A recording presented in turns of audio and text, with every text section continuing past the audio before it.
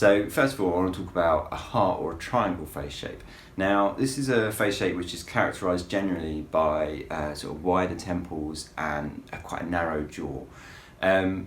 Now, again here, I'm going to talk about if we want to create like an oval face shape. So this is a good kind of, a lot of people frame this as do's and don'ts, and this is what I was saying earlier. I don't really want to do that. So first of all, I'll talk about a little bit about if we want to create an oval face shape, or more of an oval face shape, or reduce that triangular shape, some things we can do. Okay, so for first of all, if we're talking about fringes or bangs, you don't really want to go for blunt cut fringes. You really want to go for kind of sweepy fringes, very kind of loose and very sort of gentle fringes, sort of, yeah, a kind of a more sweepy side part, something like that. You want to add weight now around your jawline because you want to add width in that area. So by doing that, we're talking about haircuts which sort of fall below the jawline or around the jawline.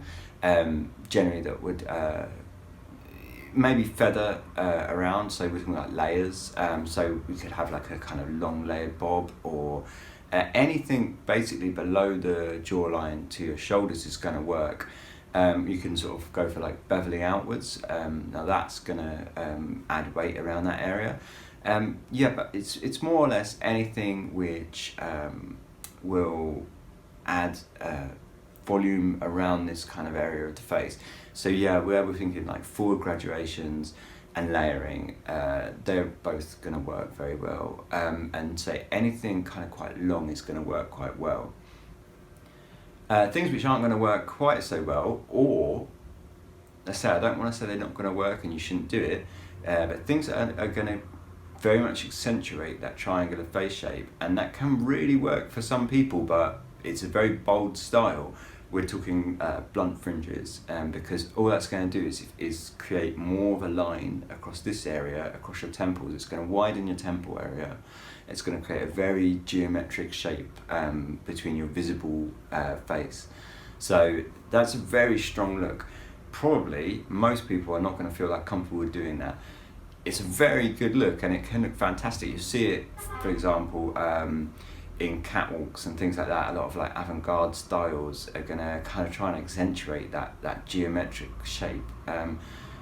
But as a day-to-day style, a bit more commercial, I would say probably most people are not going to go for that. But let's say, I don't want to say it doesn't work, because it does, but it's not really commercial. So yeah, sort of try and avoid sort of blunt fringes. These are not really going to do your shape any favours in terms of trying to round it or fill it out. Again, short styles as well. So short styles are just going to accentuate that jawline, because if you have your hair finishing at your jawline, for example, like a bob, it pulls attention to your jawline, so it's going to pull attention to your narrow jaw. If you think a bob, it has a weight generally around the kind of temple area, tapering down to the jaw. It's a very triangular shape in itself, so it's just going to accentuate that triangular look.